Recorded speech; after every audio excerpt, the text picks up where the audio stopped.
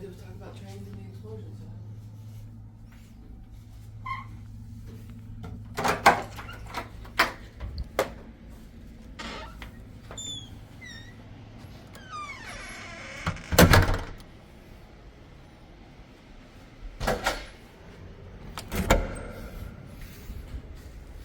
This seems like a reoccurring theme where we just start our day off walking down these stairwells, but ironically, this hotel that we're staying in Canada only has 2 elevators, and one of them doesn't work.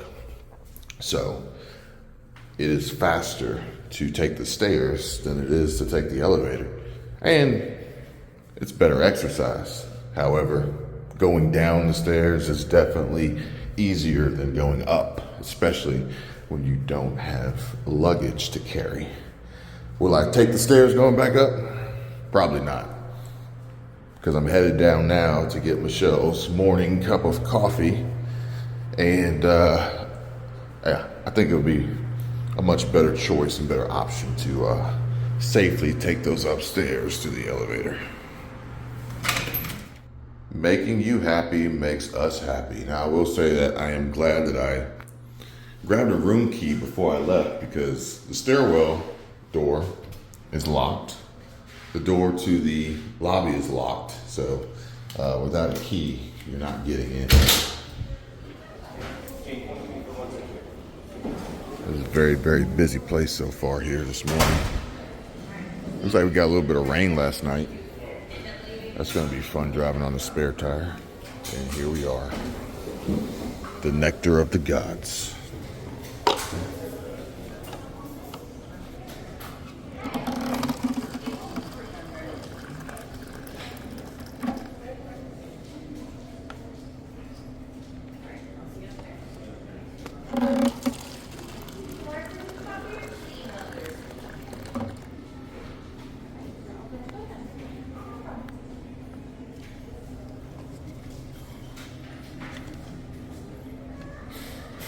See how long it takes to show up.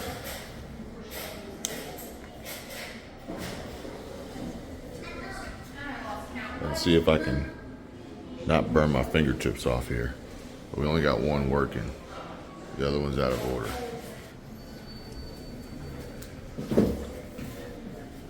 Welcome to the Sunshine Province. Oh, no, wait. Don't close on me.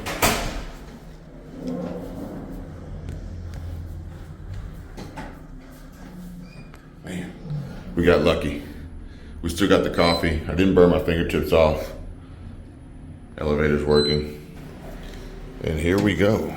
Now, I want to tell you guys about an email that I received not even an email, it was a message I received on Patreon from a member who's experiencing a financial situation affecting their income when it comes to their job and their employer, and wanted to know the best plan of action, what to do, as they're ultimately faced with the tough decision of taking a pay cut to maintain employment, or else they would ultimately lose their pay entirely, be unemployed, and tossed out into this unforgiving job market.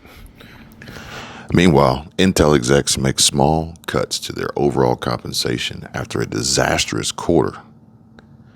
And the CEO, Pat Gelsinger, his base pay will be cut by 25%, with lesser cuts for executive team members down to mid-level managers, according to a company statement.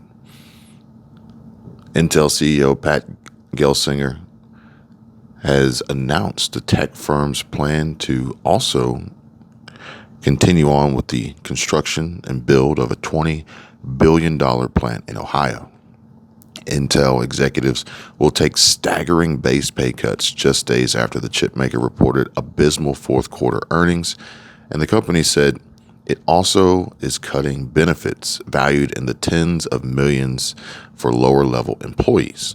The pay cuts will impact executives ranging from CEO himself, Pat Gelsinger, to mid-level managers. Gelsinger will have his base salary pay cut by 25%, which is about $312,000. But NBA superstars are being affected too, as we can see that Russell Westbrook will see the largest salary cut in NBA history. Russell Westbrook will go from a salary of $47 million last season to roughly $4 million this year. That's easily the biggest pay cut in NBA history, beating the previous record by Blake Griffin. But it's not just NBA superstars, as the coach of West Virginia, Bob Huggins, is going to get a pay cut as well. $1 million cut from his salary after a less than desirable slur aimed at those who choose to live life differently. That's about the best way I could put it.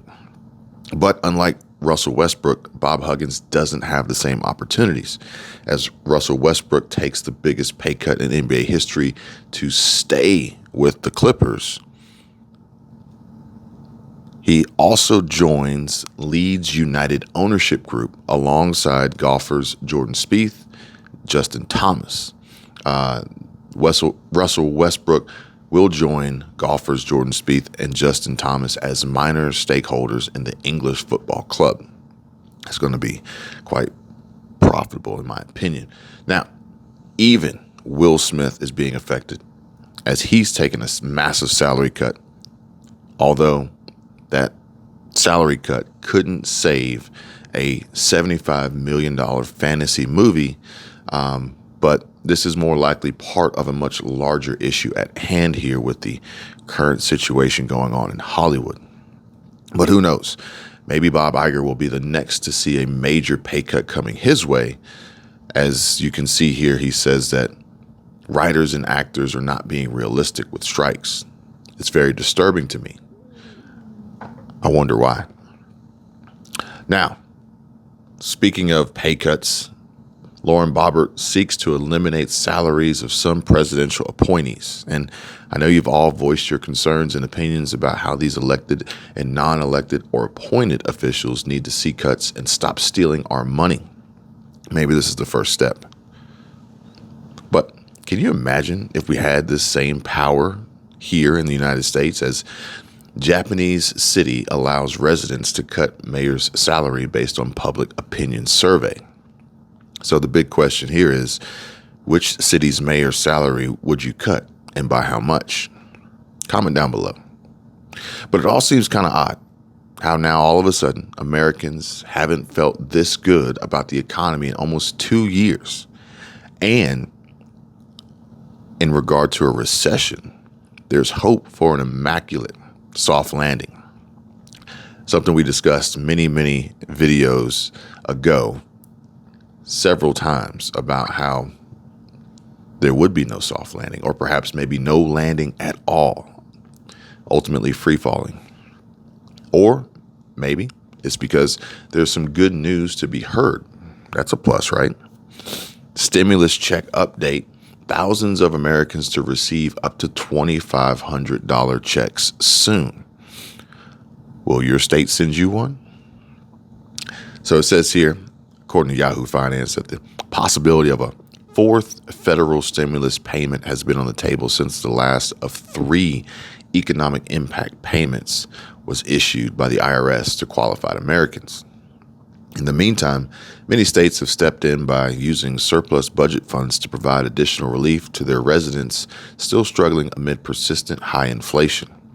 In Montana, for example, married filing jointly taxpayers can receive an income tax rebate up to a maximum of $2,500 if eligible. Some states have designated stimulus funds for targeted groups like teachers and energy savers, while others have provided bonuses to farm workers, essential workers, and frontline workers. And a growing number of cities like Chicago, Los Angeles, Pittsburgh, Seattle, they're all sending stimulus payments to low-income households this year. Do you qualify?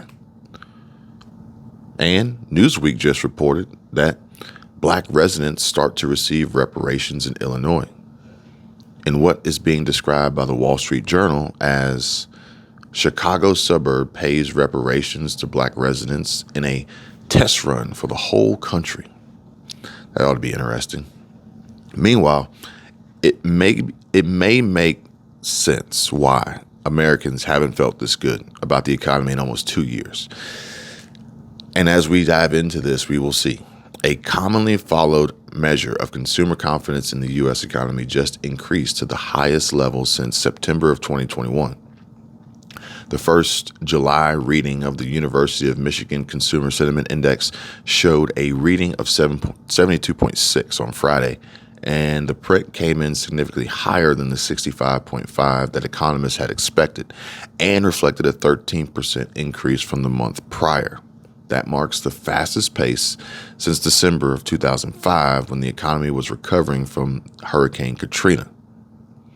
The sharp rise in sentiment was largely attributed to the continued slowdown in inflation, along with stability in labor markets. Consumers have had plenty to be bullish about recently, including a month of largely strong economic data, upbeat reports to kick off second quarter earnings, and waning fears of a second Federal Reserve rate hike in the back half of the year, propelling the 2023 stock market rally higher. Now, make sure that you watch my other videos discussing all of these topics. And if you got any questions, feel free to drop a comment. Now, the expectations for inflation over the next year are now at 3.4%, up from 3.3% in June, but also considerably lower and down from the highs of 5.4% in April of last year. Easing concerns about a recession, which had been garnering a ton of headlines in the media for most of the year, may have helped push sentiment and expectations higher. Funny how that happens. The Friday release follows a week of upbeat economic data. The labor market continued to show resilience, with weekly jobless claims of 237,000 coming in lower than expectations of 250,000 claims and below the week prior's 249,000 claims. Last week's June jobs report showed the labor market is cooling, with non-farm payrolls additions coming in short of expectations for the first time in 15 months.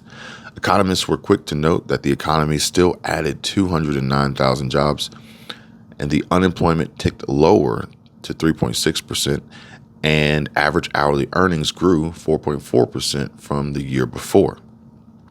So ultimately, at scale, these data points paint a picture of a tight labor market where Americans have jobs while prices for goods continue to decrease. Have you seen a decrease in prices for goods?